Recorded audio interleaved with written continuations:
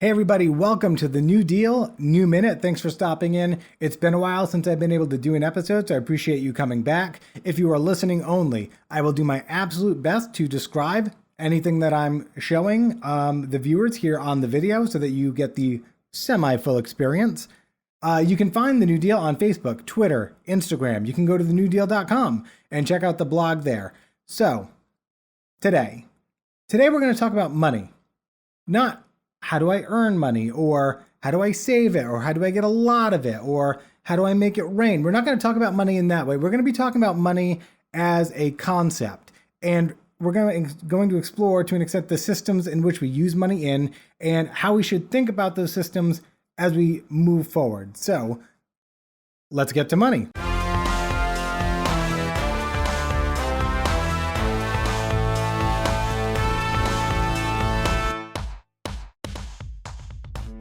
Money is central to everything that we do, especially here in America, where we live in a capitalist society. We're born, then we're trained so that we can make money. Then we are employed so we can make money, so we can save up money over 30 or 40 years to make somebody else money, so that when we get old, we can spend the last 5 years of our lives with the money that we've been able to save before we die. And that's what money does for us. It's great. It's good. It buys really nice stuff. Anyway, so what is money? This episode is really based off an article that I read on Visual Capitalist a while ago, because I was wondering how much money is there in the world, in the country? Because there is a finite amount. Money is not something that's just, doesn't create itself, or it does, but there is a finite amount roughly. So what is money? Well, this is money. This is a $1 bill. It's green. It's a piece of paper. It's not backed by anything. It used to be backed by gold, like late 1800s to 1933, but it's not backed by anything. This is a US dollar. And people in America and around the world, they really believe in this dollar. They attribute value to it. They say this represents work or effort or time or whatever. People like it. People, this is worth something to people. It used to be, an equivalent to gold. No longer. We believe in this. Recently, Bitcoin and cryptocurrencies have kind of exploded, and this is a Bitcoin right here. This is a Bitcoin. It's right here, and it's worth quite a bit right now. I think it's worth just over $50,000. People believe in it, and it's worth something, and you can spend it, and you can earn it, and you can make it. Bitcoin. And if people wanted to believe in this Post-it note about deficit spending that I wrote earlier, you can believe that this is money. And if I give this to you, you can be like, wow, I've got this note on deficit spending. Someone else might value that. Let me go buy their cat with this Post-it note.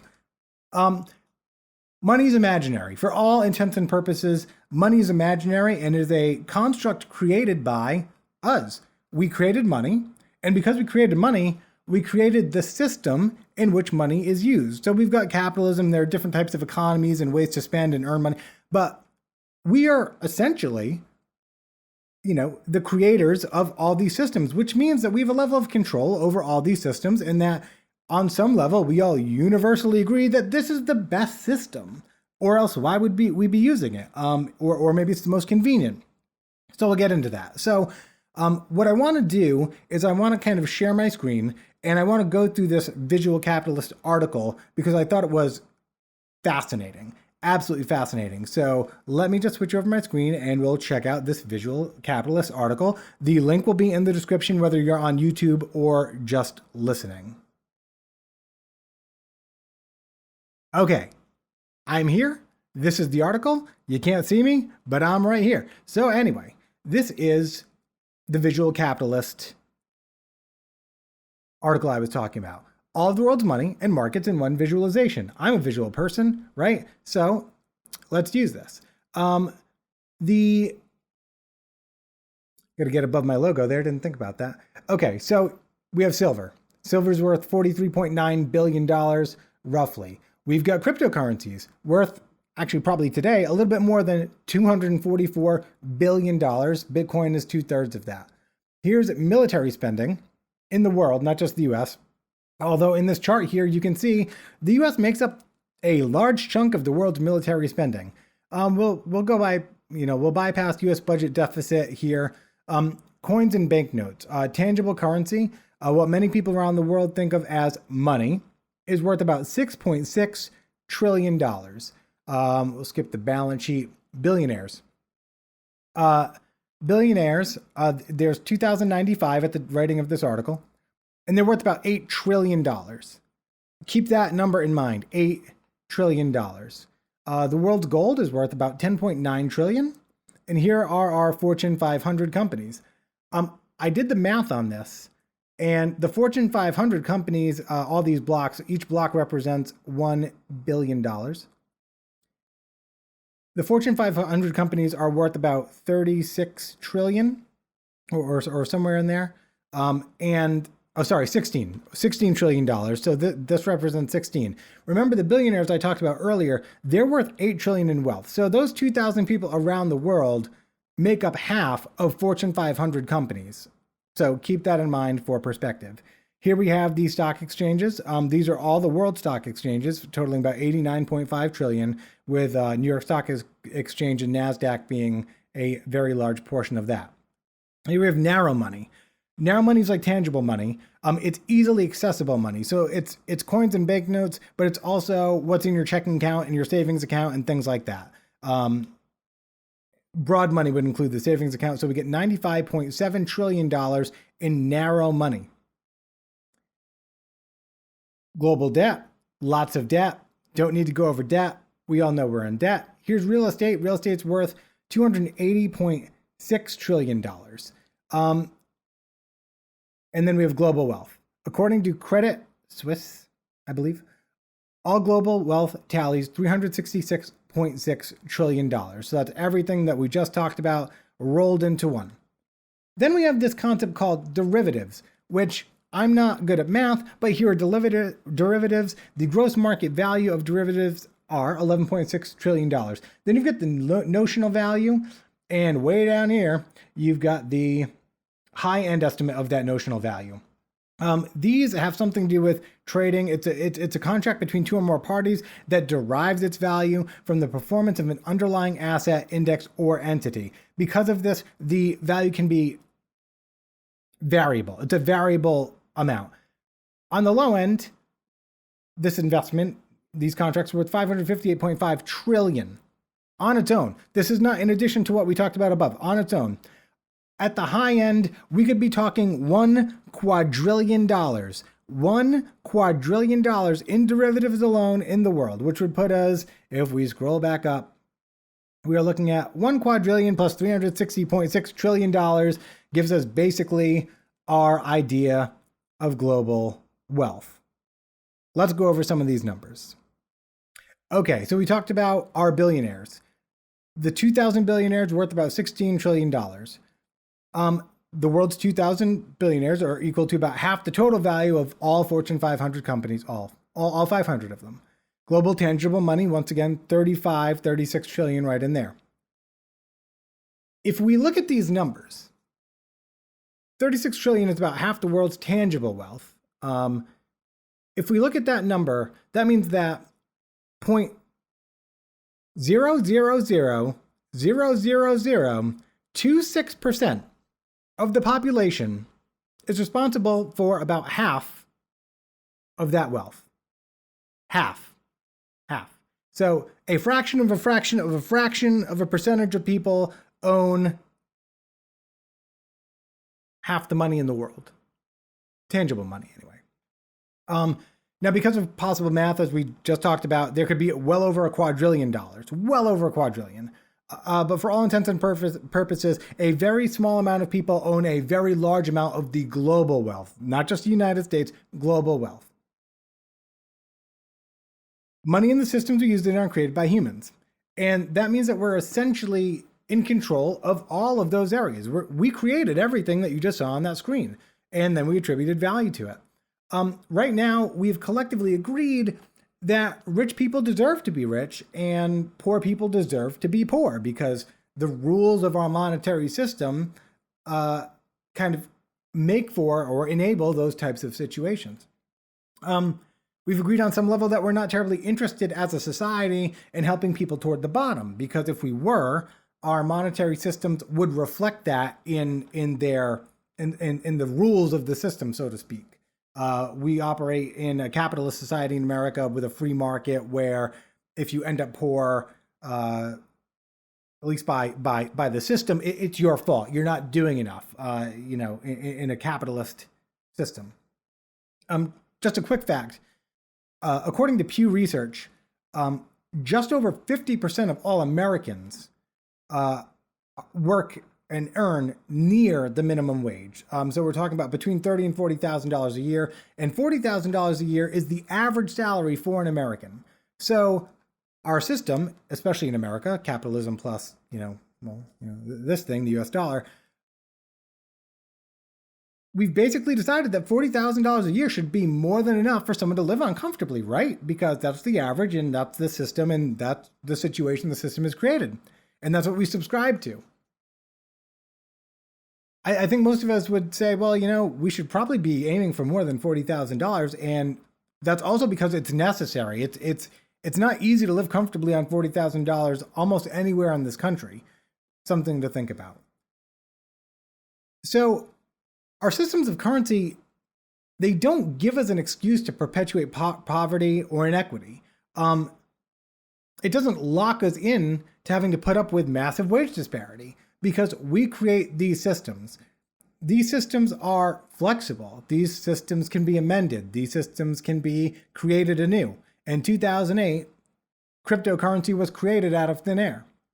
It's coding. It's a technology. It's got practicality, but it was created, and now it's worth billions and billions of dollars. It was created, and maybe one day cryptocurrencies or something like it will completely remove the physical currency. It can be created. It's arbitrary.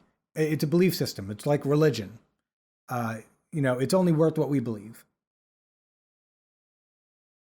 We've the means, and when I say we have full control, we have the means to build a ton of houses. We could probably build enough houses for everybody in America.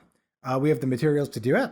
We have the manpower to do it. There's 360 million of us in this country. We have the knowledge to do it, certainly. But we don't build houses for everybody.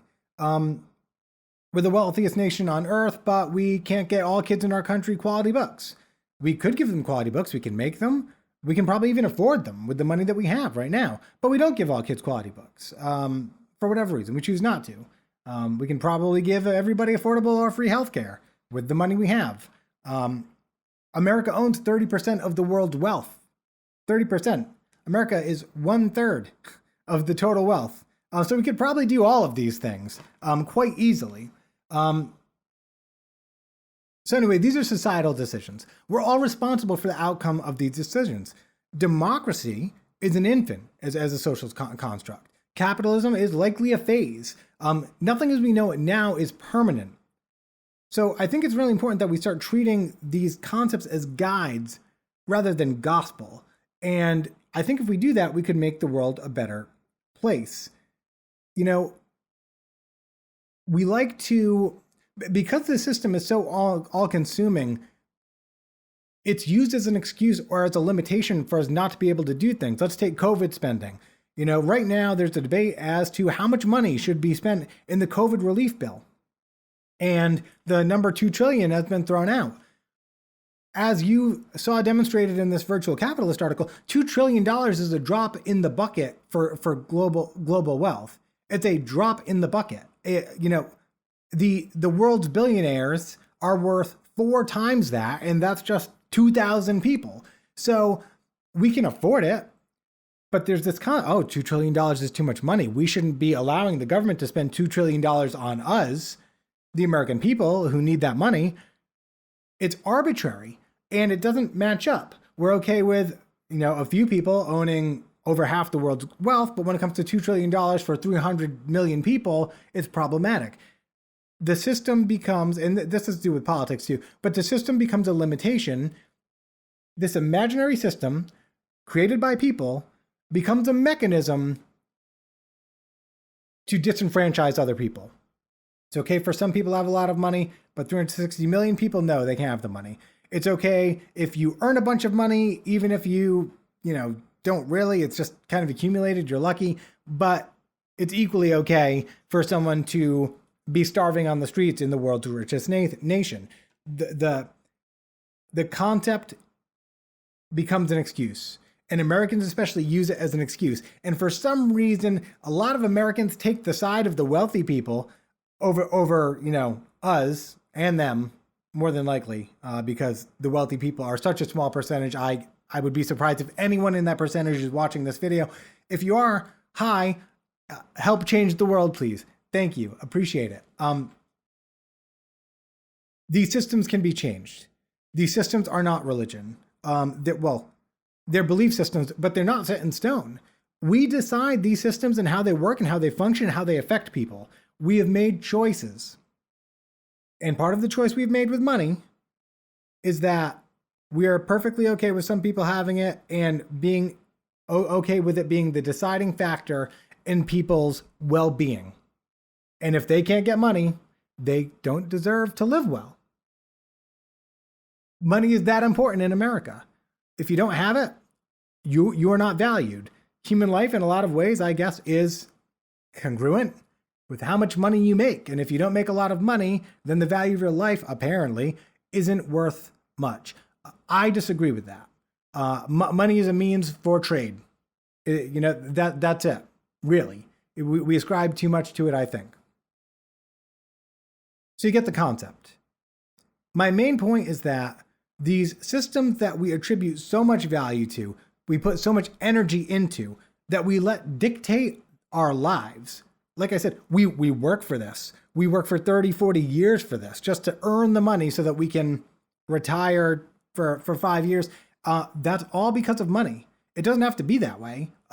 Theoretically, if we all decided we were just going to, everyone gets a house, everyone can have like 2 or 3 kids, we're going to distribute the food so that no one ever starves again. And guess what? You never have to go to work. We're just going to, give everybody, a chore. Go do your chore. Okay. And now we can all live. And the rest of the time you do whatever you want. That's potentially a system. We don't use it, but that's potentially a system. We allow ourselves to, in many ways, become enslaved to these concepts. And I don't think a lot of people think that we can change them. They think it's the way it is. We need to be more open than that. So when you come to the New Deal, when you watch these videos, when you listen to the podcast, I want you to do so through the lens of the fact that we can change anything.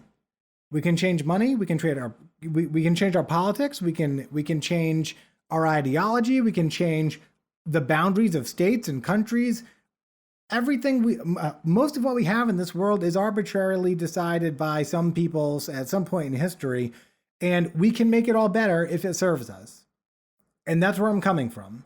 When I say the New Deal is compassionate politics, this is what I mean. Nothing is off the table because we're humans and we created it. And if we created it, we can change it. And I think we need to start thinking that way. So this New Deal, New Minute is more than a minute. It's probably half a podcast, but I think it's an important thing to pay attention to. If you like what you hear, please subscribe below. If you are listening, please rate the New Deal. I would appreciate any rating, any comments, anything I can do better. Please let me know. I just want to make sure that I'm conveying this information the best way possible to you guys. Thank you for stopping by. Thank you for listening. And please check in later this week for a New Deal, New Minutes, for some related content to this that will build off this. Everybody have a great day or evening or morning whenever you're listening to this, and I'll catch you soon.